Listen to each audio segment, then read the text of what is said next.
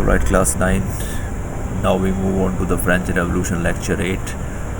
तो अब तक आपने देखा था कि किस तरह फ्रांस में स्लेवरी जो थी उसको हटाने के लिए डिमांड की जा रही थी और द वर्ल्ड इसके लिए डिमांड की जा रही थी। तो कैसे फ्रांस में इसको हटाया गया, नेपोलियन ने इसको फिर लाया, उसके बाद फिर इसको फाइनली 1848 में हटा दिया गया।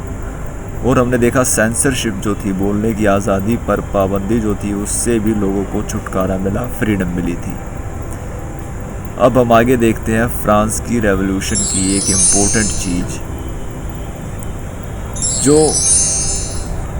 दिखाती है कि क्यों फ्रेंच रेवोल्यूशन को ऑल ओवर द वर्ल्ड पढ़ा जा रहा है, क्यों फ्रांस की एक घटना को भारत के स्कूलों में हम यहाँ बैठे डिस्कस कर रहे हैं।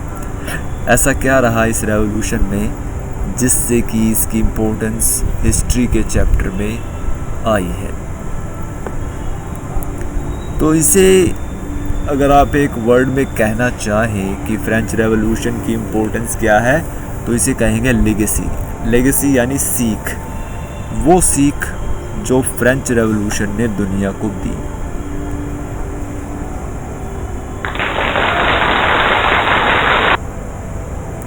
फ्रेंच रेवोल्यूशन ने दुनिया को एक रास्ता दिखाया, उम्मीद की किरण दिखाई, रोशनी दिखाई उस अंधकार से जो वो सैकड़ों सालों से जीती आ रही थी। लोगों के ऊपर राजाओं का रूल था, एक ऐसे राजा जो निरंकुश होते थे, जिन पर कोई पाबंदी नहीं होती थी, लोगों की अपनी कोई आज़ादी नहीं थी, कोई समानता नहीं थी। समाज जो था वो अंधविश्वासों से भरा पड़ा था। चर्च जैसे इंस्टीट्यूशन थे जो लोगों को क्रश कर रहे थे, दबा रहे थे, एक्सप्लॉइट कर रहे थे। तो फ्रेंच रेवोल्यूशन वो रेवोल्यूशन रही जिसने लोगों को ड्रीम जो है वो देखना सिखाया, करेज, हिम्मत दी, इंस्पायर किया, हार्मनी, लोगों को एक साथ मिलजुल कर रहना सिखाया। तो ये फ्रेंच रेवोल्यूशन थी जो दुनिया को जगा गई।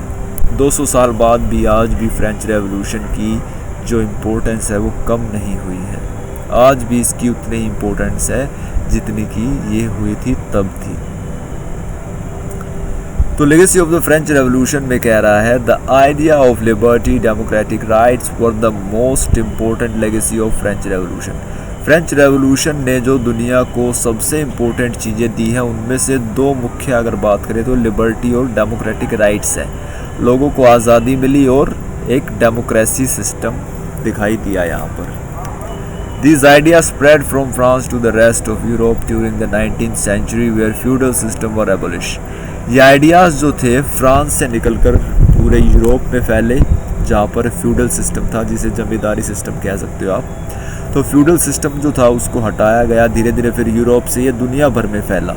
भारत जैसे देशों तक फ्रांस की क्रांति की inspiration I. Further, these ideas spread to different colonies of the European nation. The people of the colonies interpreted and molded these ideas according to their need. और दुनिया भर के देशों ने अलग अलग तरीके से अपने जैसी जिसको ज़रूरत थी उस हिसाब से फ्रांस की इस क्रांति की सीख को लिया, माना और अपनी आज़ादी की लड़ाई को लड़ा। The principle of equality, liberty, fraternity helped to intensify the freedom movement in these countries. और इन सारे देशों में जो इक्वालिटी का प्रिंसिपल था, एक समानता का प्रिंसिपल था, लिबर्टी आज़ादी, फ्रैटर्निटी भाईचारा, ये जो प्रिंसिपल इस क्रांति से निकल कर आए, इसने दुनिया भर के आज़ादी के आंदोलनों को मजबूत किया। लोग और ज़्यादा इंटेंसिफाई हो गए अपने फ्रीडम मूवमेंट को, अपनी आज़ादी को लेकर। By the mid of 20th century, a major part of the world adopted democracy as a preferred mode of rule, and the French Revolution can be termed as the starting point for this development. और 20वीं सदी तक आते आते यानी 2000 तक आते आते दुनिया का एक बहुत बड़ा हिस्सा जो था वो डेमोक्रेसी में तब्दील हो चुका था और इसका श्रेय जाता था फ्रांसीसी क्रांति को। French revolution can be termed as the starting point of the democracy all around the world. तो दुनिया भर में जो डेमोक्रेटिक गवर्नमेंट का चलन आया उसकी शुरुआत फ्रांस की क्रांति को कहा जाता है, फ्रेंच रेवोल्यूशन को कहा जाता है। Now we talk about an important person of the history, Napoleon. Napoleon जो था वो फ्रांस का मिलिट्री कमांडर था।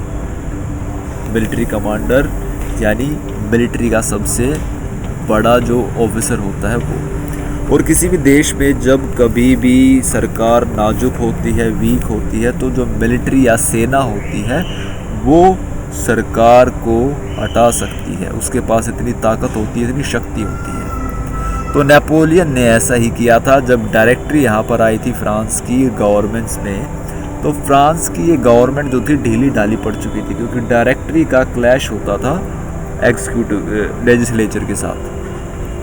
तो ये एक वीक सिस्टम था पूरा। नेपोलियन ने इसी चीज़ का फ़ायदा उठाया और डायरेक्टरी को साइड करके खुद को एम्परर डिक्लेयर कर दिया। यानी इसने दोबारा मोनार्की इंट्रोड्यूस कर दी फ्रांस में, जो राजाशाही लुई 16 के साथ ख़त्म हुई थी, अब वो दोबारा शुरू कर दी गई नेपोलियन के द्वारा। इन 1804 Napoleon Bonaparte crowned himself emperor of France. He set out to conquer neighboring European countries, disposing dynasty, creating kingdom where he placed member of his family. तो जो नेपोलियन था, इसने 1804 में नेपोलियन बोनापार्ट जो इसका नाम है, उसने खुद को एम्परर डिक्लेयर किया और डिक्लेयर करने के साथ ही ये निकल पड़ा दुनिया को जीतने के लिए, क्योंकि फ्रांस पे रूल करना इसका टारगेट नहीं था, इसको दुनिया को जीतना था। तो इसने फ्रांस की गद्दी पे अपने घर वालों को बैठाया, अपने परिवार के लोगों को बैठाया और ये निकल पड़ा पड़ोसी देशों को जीतने। और जहाँ जहाँ ये जीतता गया, राजाओं जो वहाँ की डायनेस्टीज थी उनको हटाकर इसने अपने परिवार के मेंबर्स को वहाँ पर बैठाया। इस तरह से इसने टेक ओवर करना स्टार्ट कर दिया। Napoleon saw his role as a moderniser of Europe. और नेपोलियन ने यहाँ पर एक मॉडर्नाइजर का रोल प्ले किया। मॉडर्नाइजर कहते हैं नए ज़माने का, नई सोच का। तो नेपोलियन यहाँ नई सोच लेकर आया। He introduced many laws such as protection of private property, uniform system of weight and measures provided by the decimal system. तो उसने बहुत सारे सुधार ऐसे लेकर आया जो सुधार उस समय बिल्कुल नए थे, जो हम आज भी फॉलो करते हैं। तो उन सुधारों में क्या क्या था, जैसे प्राइवेट प्रॉपर्टी का प्रोटेक्शन कह लो। पहले जो होता था, किसी की प्रॉपर्टी पर कोई भी कभी भी कब्जा कर लेता था, तो राजा, फ्यूडल्स, तो पब्लिक जो थी या आम जनता जो थी, उनकी प्रॉपर्टी का कोई हक नहीं होता था उनके पास। वो हक नेपोलियन ने उनको दिया। एक सिस्टम लेकर आया ये वेट और मेजर्स का, यानी नाप तोल का एक ऐसा सिस्टम जो बिल्कुल फिक्स था। नेपोलियन से पहले क्या होता था, हर रीजन का अपना अलग वेट और मेजरिंग होती थी। तो कहीं पर कोई चीज़ कैसे मेज़र की जाती थी, कहीं पर कोई चीज़ कैसे मेज़र की जाती थी। तो नेपोलियन ने इस पूरे सिस्टम को एक कर दिया ताकि ट्रेडिंग में किसी भी तरह की कोई प्रॉब्लम ना हो, कोई कंफ्यूजन ना हो। इसे नेपोलियन कोड कहा गया यूरोप में। तो जहाँ जहाँ ये गया, जिस जिस देश को इसने जीता, वहाँ पर इसने अपने सारे जो नए रूल रेगुलेशन थे ये इस्टेब्लिश किए। और इस तरह से धीरे धीरे यूरोप में, पूरी दुनिया में फ्रांस की जो ये newly systematic way of ruling थी, ये पहुंची। Initially many saw Napoleon as a liberator who would bring freedom for the people. और इस तरह से नेपोलियन को शुरुआती दौर में लोगों ने एक ऐसे मसीहा के तौर पे देखा जो आज़ादी लेकर आएगा उनके लिए, क्योंकि नेपोलियन ने जो यहाँ पर नए सिस्टम को लागू किया था वो था एक एम्परर, लेकिन उसने डेमोक्रेटिक सिस्टम इस्टेब्लिश कर दिया था। उसके बहुत सारे सुधार ऐसे थे जो डेमोक्रेसीज में पाए जाते हैं। तो इस तरह से लोगों ने देखा कि भाई नेपोलियन हमें ज़रूर आज़ादी देगा, हमारे राजाओं से, हमारे डिक्टेटर से। But soon Napoleon armies came to be viewed everywhere as an invading force. He was finally defeated at Waterloo in 1815. लेकिन जल्द ही नेपोलियन की जो सेना थी वो लोगों को एक जो है डर और एक आतंक का रूप दिखाई देने लगी। ऐसा क्यों हुआ? क्योंकि नेपोलियन ने जो सुधार किए थे वो बहुत ही जल्दी आंखों से ओझल हो गए। यहाँ पर टैक्स के नाम पर लोगों की प्रॉपर्टीज़ को छीन लिया जाता था। इसके अलावा नेपोलियन ने कहा कि ज़बरदस्ती लोगों को सेना में भर्ती करो ताकि उसके जो दुनिया को जीतने का प्लान है वो फुलफिल हो सके। तो लोगों ने ये चीज़ पसंद नहीं की। किसी के परिवार में कोई एक ही जेंट्स होता था, एक ही मेल मेंबर होता था, उसको ज़बरदस्ती सेना में डाल दिया जाता था। तो इस तरह से जो घर की लेडीज़ थी वो अकेली रह जाती थी। तो परिवार के परिवार बिखरने लगे, लोग लड़ाइयों में मारे जाने लगे। तो जो लोग इसके साथ थे वो अब इसको डर की निगाह से देखने लगे, क्योंकि उन्होंने नेपोलियन के सुधार जो थे वो पूरी तरह से डेमोक्रेटिक वे में नहीं पाए। तो इस वजह से नेपोलियन जो था वो जल्दी ही लोगों की जो उम्मीद थी उससे पूरा नहीं कर पाया वो, और उसकी फाइनली हार होती है वाटरलू में 1815 में। तो वाटरलू बेल्जियम में है। यहाँ पर इसके दुश्मन देश इकट्ठे होकर इसको हराते हैं। अकेले हरा पाना किसी के बस की बात नहीं थी नेपोलियन को, चाहे वो इंग्लैंड रहा हो, चाहे वो पोलैंड रहा हो।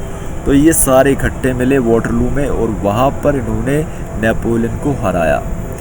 और वहाँ से फिर इसको सेंट हेलेना द्वीप भेज दिया गया, सेंट हेलेना आइलैंड में, जहाँ पर इसकी डेथ हो गई। But many of his measures that carried the revolutionary idea of liberty and modern laws to other parts of Europe had an impact on people long after Napoleon had left.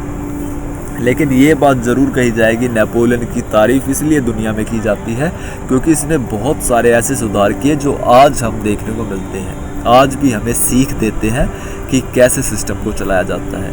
चाहे वो administrative reforms रहा हो, चाहे वो trading रही हो, चाहे वो इसका प्राइवेट प्रॉपर्टी को लेके लोगों को हक दिया गया हो। तो ये सारी चीज़ें नेपोलियन को एक ग्रेटेस्ट एम्परर या ग्रेटेस्ट आर्मी कमांडर के रूप में खड़ा करता है। तो that is why all over the world जब भी नेपोलियन की बात की जाती है तो एज अ पॉजिटिव वे में की जाती है। हालांकि नेपोलियन ने देशों को लूटा, कब्जा किया, लड़ाइयाँ लड़ी, लेकिन कभी भी उसकी नेगेटिविटी लोगों के सामने नहीं दिखाई जाती। हमेशा हिस्ट्री में नेपोलियन को एक मॉडर्नाइज़र, एक पॉजिटिव वे का फिगर देखा जाता है। So guys, this is the end of your lecture, right? Stay tuned for the next lecture.